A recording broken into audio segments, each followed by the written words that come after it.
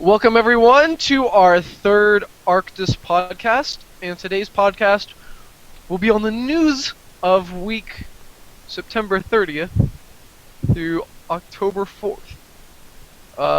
Today we're just talking about news, video game news of course, that interested us and stuff that we wanted to talk about. So without further ado, Dylan, what's on the agenda? Alright, so today we're going to be talking about Terraria 2 being announced, Path of Exile being taken out of beta and onto Steam, and then we're going to talk a little bit about the Steam machine. So if you want to start off with Path of Exile. Okay, so I think we both said that we had played Path of Exile, and for all you people who are listening to this that don't know what Path of Exile is, it's like a Diablo 2, 3, I don't know, how would you say that? It's like what's like the genre? I don't really. It's kind of like an RPG. I don't really know the exact name of the RPG style that Diablo 2 is, but it's definitely inspired by Diablo 2. It's very, very similar to Diablo 2. I mean, obviously from the picture, I mean, it even kind of looks the same, plays the same way, except this is an MMO, right? Yeah, so this one is an MMO, and they do a lot of really cool things. It's like widely popular in its beta. I know a lot of people that played it. Like the things that they do that are really cool is like when you go into like a zone where you can kill like monsters and do quests and get loot, right? Only the people in your party are allowed to be in that zone with you. So you don't have that problem of like trying to like get an item or do something and having other people being there. But like alternatively, when you're inside towns and stuff like that, like places wherever like everyone can go where there's no combat or anything like that, there are other players from like around the world like allowed to be in those towns, so you can trade with them, talk to them, stuff like that. So I think they handle that really well, and they do like a lot of really cool things. Being as it is free to play, I think there's some sort of microtransactions. When I played, I don't think they had put that in yet, but I know there's probably some in there now. So yeah, it's a really, really fun game. The combat's great. You can make multiple characters, of course. They really try to push their skill tree system. So like when you choose like a certain class, you can do like a completely different build of that class than someone else. So yeah, that's the skill tree. It's absolutely enormous. You can do all different sorts of kind of things.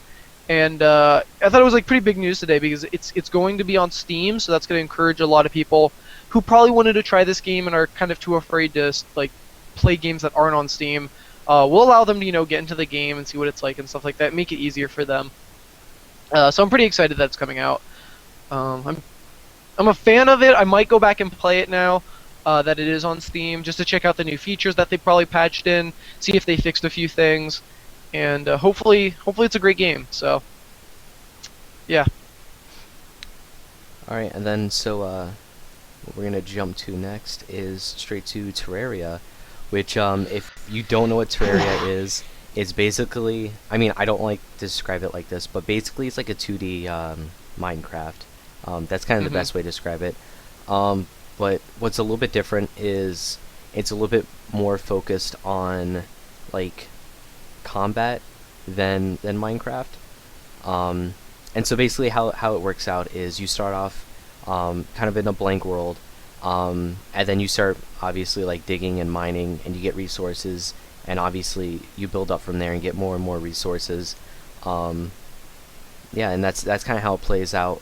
It's not so much crafting and building the world as it is actually like more exploring the world and fighting bosses and everything that inhabits the world, and going kind of deeper in underground and finding out what's there. And what's kind of weird about this game is that when they released it, it wasn't really released kind of as a full, like, complete game. They constantly were doing updates for it, which was kind of cool because they usually released a lot of content in those. And then I think it was about a year ago, the developer kind of said that he's done with it, that he wants to move on to kind of bigger and better things. But it had a huge kind of cult following. A lot of people really enjoyed the game, and they told him like that they were very upset. And just recently, actually, he finally caved in, and I think it was 1.9 was the name of the update. 1.5.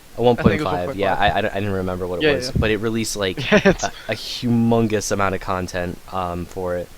And just recently, he announced that he is going to be making Terraria 2, um, which is kind of exciting because he said that he's really looking forward to starting at a whole new base because there's a lot of things he wants to do that he can't do with Terraria 1 just because it's kind of set in stone. So what do yeah. you So I think? kind of want to talk about that. Hmm. Okay. So we see a lot of games like this now. Not like specifically like free to play games, but there's a lot of games that are made now to last. So we look at games like Minecraft, is one of those games where like it would be really weird if Mojang was like, "Yo guys, Minecraft 2." It's like, "Whoa, whoa, whoa!" Like I don't understand that. Hmm. And then like similarly, like you look at games like League of Legends and like Dota 2 right now. What if so League of Legends is a pretty old game. What if they kind of stopped making champions and went, "All right guys, get ready for League of Legends 2." So it's like really weird when someone did that cuz like of course there would be a huge like shock and awe. Like people still play this game a lot. People still love this game a lot. And now you're making a second version of that game. And so a game like Terraria, right? If it's another version of Terraria, it has to follow Terraria in its footsteps, right? It's got Yeah. to be, it's a sequel. And essentially that's what kind of like DLC for these games becomes in a way. Well, not becomes, but like when you look at 1.5, it added a bunch of stuff. Well, isn't Terraria 2 just going to be essentially one more like giant DLC? Because it can't stray too far from Terraria. It's got to be the same gameplay. I mean, I guess it can change some stuff, but if it's Terraria to its core, it's going to contain a lot of the same stuff. And actually, So, that's the one thing that he did bring up in his interview is that he said there was a lot of core features that he did want to change. I mean, obviously, it's going to look the oh, same. okay. It's going to play out kind of the same way. But he said there was a lot of things that he wanted to put into the game that because Terraria is kind of set in stone, that he couldn't make those like big changes. Okay, yeah, Yeah. I'm like I worry about this a lot because a lot of people I know, still like find Terraria and play it and stuff like that. Like people who usually play console games, they switch over to PC and they, get accustomed to Steam. And since Minecraft isn't on Steam, the next best alternative is Terraria, right? Hmm. So I know a lot of people who just pick up Terraria like whenever it's on sale, or people who haven't played Terraria before. And like I'm afraid that actually making a new game, I don't know when this comes out, of course, but when he makes a new game, like when he makes Terraria 2, he officially kills Terraria 1. Like there Hmm. will be no reason whatsoever to buy Terraria 1 or to play it. So that's what I was kind of saying. Like if they made like a League of Legends 2, who would play League of Legends 1? Right? Yeah. Like why would you kill a game that still has a lot of potential? Or in the same way like Dota 2, if you made like a Dota 3 or something like that, it would just like kill that game off that still has so much more potential to be played. Um, so I mean that's with any game that really has like a lot of potential, and Terraria to me is one of those games that like still has a lot of its lifespan still left. So I don't know how I feel about that because the only thing that really keeps, I guess, the game lifespan going is exploring, and there's only so much you can really explore until you really get a gist of what you're gonna find. I mean, I guess yeah, you can craft different things, um, but you're not really like it's not like Minecraft where it's like focused on the crafting. Um, yeah, so it's more about exploring. So like once you kind of see everything, you kind of like have seen it before. So I think that's why Terraria 2 will be actually a good thing, because it's like a fresh new game. He gets to put in like ideas that he really wants. Gets to take a lot of feedback from the community and okay, yeah, I guess I understand that then. Um, the only thing like that I was thinking of is like Terraria is one of those games where it's like 100% gameplay basically. So every time you kind of I guess like start a new Terraria world, it's kind of different in a way, and also like the game's played like on its gameplay. There's no story, of course, and stuff like that. So like it's just like you play the game because it's fun, and I feel like making a new Terraria 2, I don't know. I'm not really sure. I mean, Um, I guess it all depends on how well the game is made. and what Yeah, that's true. and how radically he changes it. Yeah. Um. All right. Yeah. To be honest, I haven't played Terraria 1. I'm Mhm. not a fan of the way it looks. But if Terraria 2 is good, and I hear like a lot of cool stuff about it, I'll probably pick it up. So. All right. Cool. So do you want to start talking about the Steam machines? Yeah, I do. This is gonna be the big one. All right. So I was gonna say Steam. Valve just announced the specifications of their prototypes that they're going to send out. And the thing that interested me the most, and the thing I love the most, is they're varying their prototypes up into like 3 tiers of the, I guess you can say like 3 price tiers is what it's basically come down to, of Steam machines. So you look at it, and like the high tier ones come with like a Nvidia Titan graphics card, which is like their top of the line right now. It comes with an i7 Intel chip. It comes with like 16 gigs of, I think they all come with 16 gigs of RAM. Um, and then 5 gigs of GDDR5 video RAM, as well as I think like a terabyte of hard drive space and 8 gig SSD for like booting and stuff and like general like OS operations. And that's crazy for their top of the line. Their midline is like an i5 and like a GTX 700 card, and I think their low end is an i3 with a GTX 600 card. And I love the way they're varying it, because they're gonna find out like obviously which one's the best, like which one is going to perform what the Steam OS needs to, and of course they can go with all three, but they're saying, okay, well, maybe a lot of people already have really nice desktop computers that have i7s and really nice graphics cards, and if they're going to buy a Steam OS, they're not going to spend so much money, right? So they might be buying the i3 and the GTX 600 cards, and maybe so they kind of market, more of those out than, someone who might not want to buy a GTX 700 in an i5 or i7. So I think they're trying to like find their way into the marketplace, because we have like the Xbox One and the PlayStation 4 coming out, and they kind of have to be competitive not only in price, but they have to be competitive in like performance as well. So the i3 and the GTX, I think 600s, are actually not going to probably be able to perform as well as an Xbox One and a PlayStation 4. But like obviously an i7 and a GTX Titan or 700 series is easily going to be able to perform the same way. So they have to make sure that like they're going to have to price them really, really carefully, because they're going to be running a lot of the same games. So I'm really interested to see how that works out. I think this is Valve's line, right? Valve's line of Steambox? Yeah. Or is this going to be like the general guidelines for every other company manufacturer? I don't know. Yeah. So do you think that, because the way they're sending them out is they're sending a certain amount to developers and all that, and then they're sending another certain amount to just random people, right? Or random So I like think that's selected people.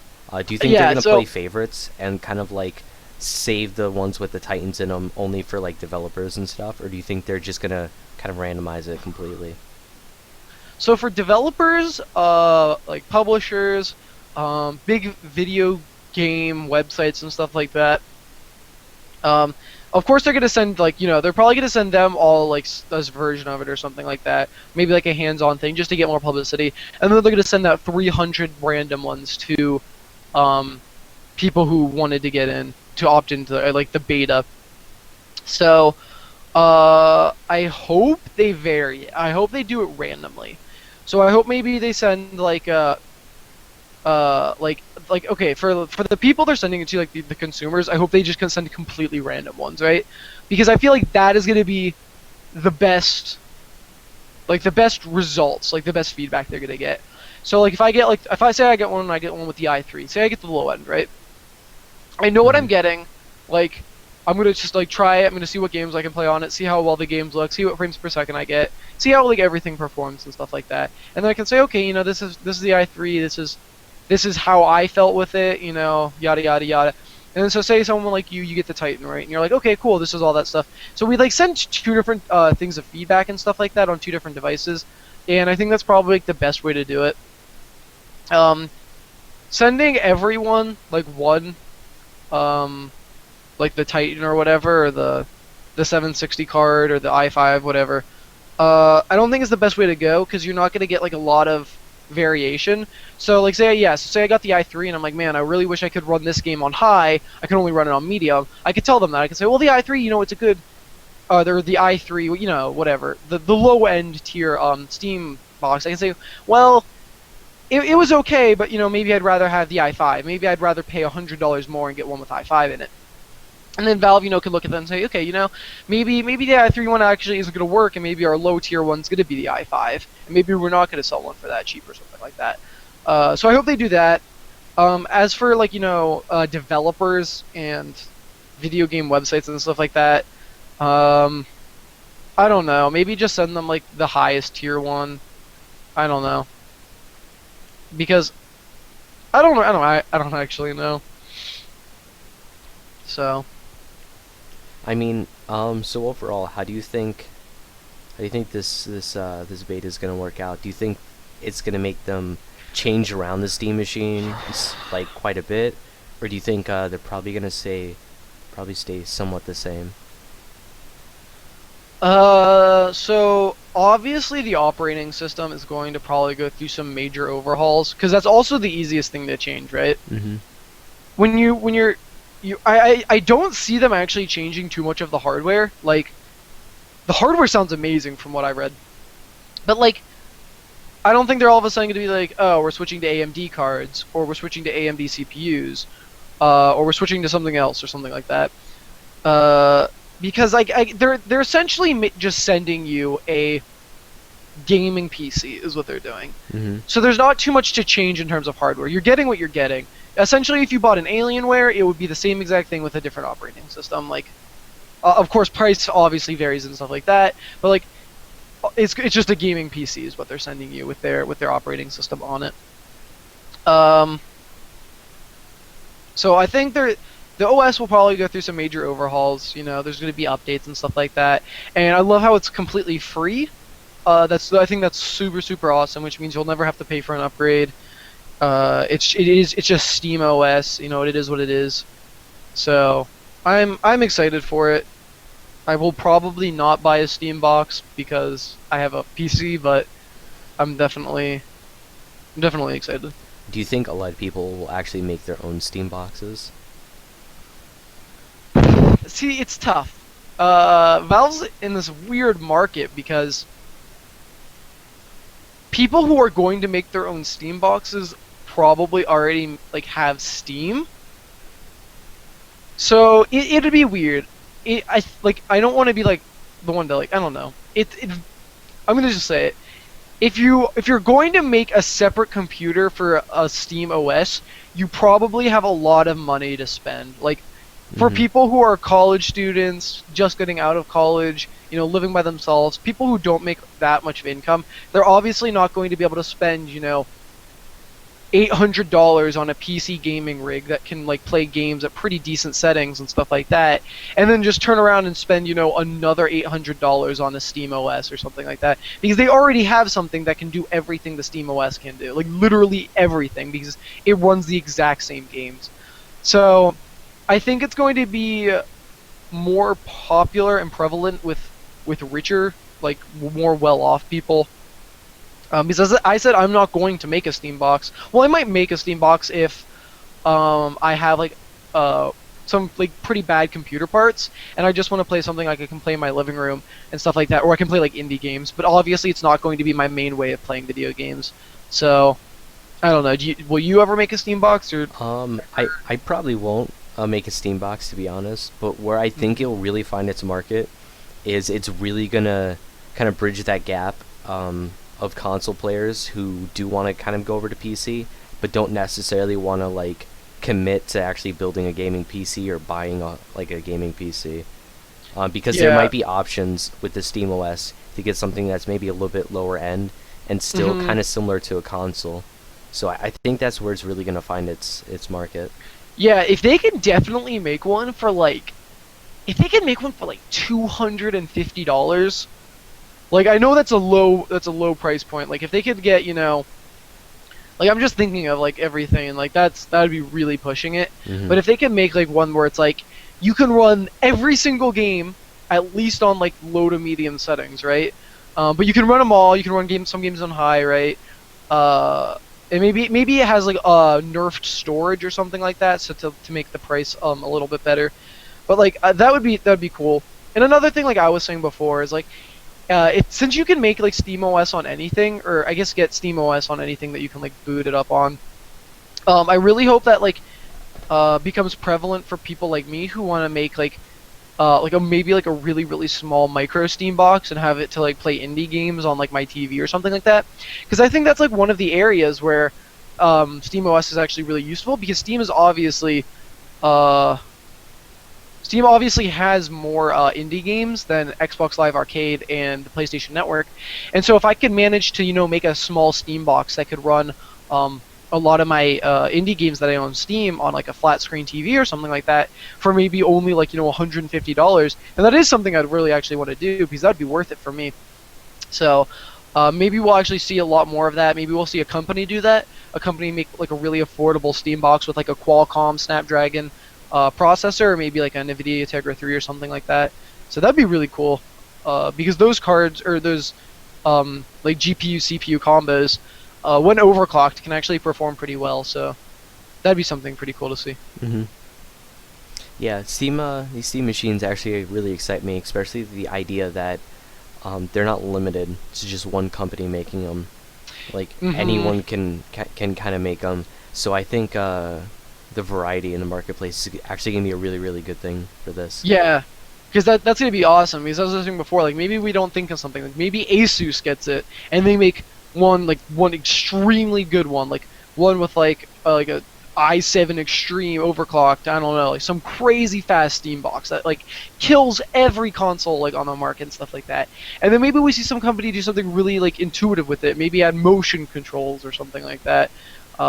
Maybe someone makes one that's Oculus Rift compatible, like right off the bat or something like that, or something like just like stuff that's like crazy. And that's like really cool, because like yeah, maybe we will like see a company that makes some really cheap Steam boxes that go from like $100 to $200, can definitely be like more affordable. So hopefully we do see like a lot of variants in the market for that, so like everyone can kind of experience Steam OS the way they want to. So. And before we wrap this up, I just wanted to talk a little bit about the controller that they announced. I know this isn't really news, but I thought it'd be really good to actually talk about it. So my first impressions on this controller were kind of bad, to be honest. I mean, like when I look at it, I don't really see anything that I like. I mean, it makes sense, the two trackpads, the sound that kind of gives it more of a controller feel. But I don't know, those trackpads. I mean, it's not staying standard to the controller like scheme that's already like kind of been set in place and has been like evolved to up into this point.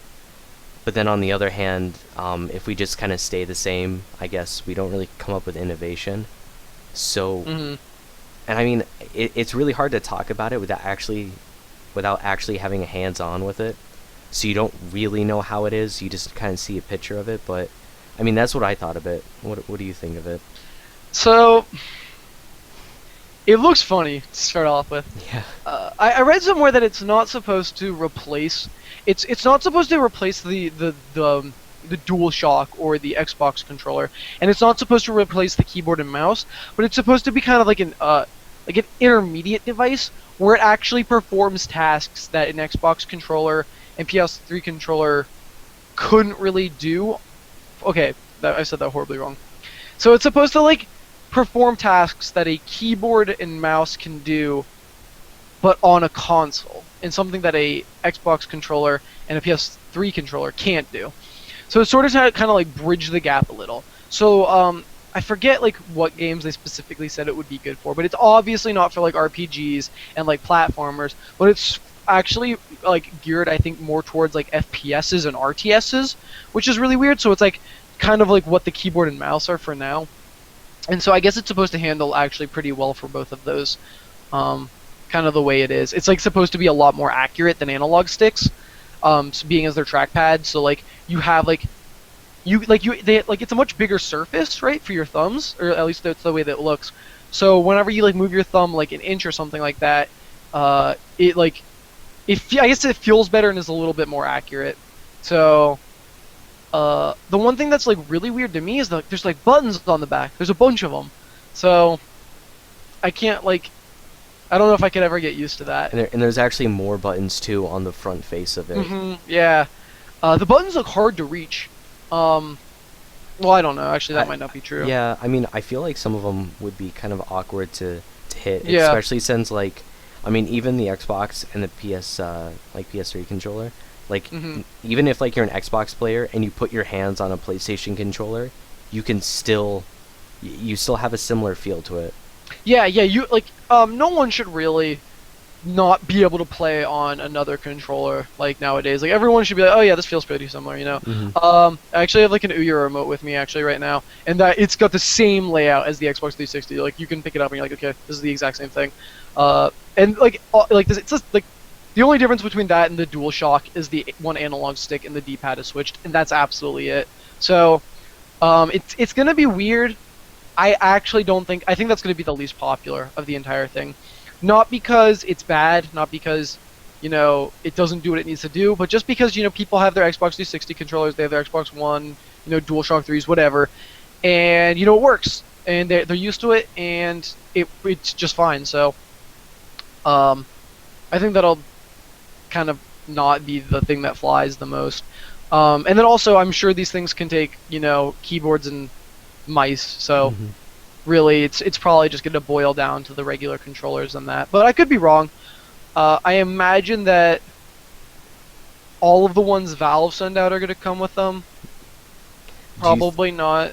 Do you think that though. like since third-party companies are going to have like such access to Steam machines that they're going to make their own controllers?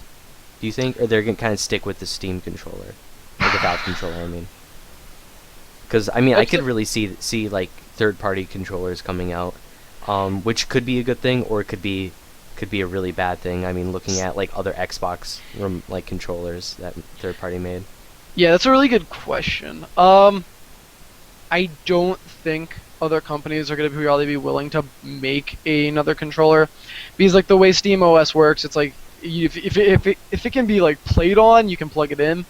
So I imagine they'll either ship with a Valve Steam controller, or they'll just say, you know, is compatible with, you know, Xbox 360 gamepads, keyboard, mouse, maybe if it's Bluetooth, the DualShock controllers. So probably not. I think, well, like I don't think the companies that are making Steam boxes will make third-party controllers for it, but I think companies that see the rise, like Mad Catz might, like companies that already make third-party controllers might, you know. So, like if Asus makes a Steam box, they probably won't make their own controller. So. All right, so I think that just about wraps up our news for this week. Is there anything wanna say to wrap everything up? Sure. Thanks for watching, everyone. Don't forget to comment, rate, and subscribe this video.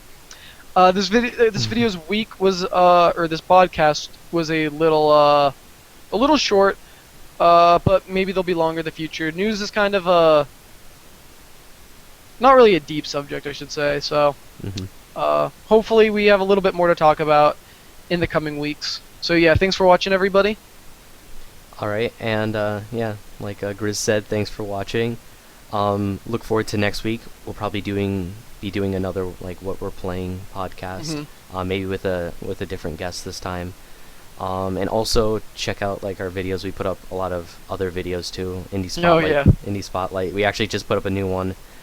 So I'm guessing this is probably gonna go up maybe Sunday, to kind of space out the videos a little bit. But we just put up a video about an indie game. So if you haven't seen that, you should probably go check it out. So thanks for watching. Bye.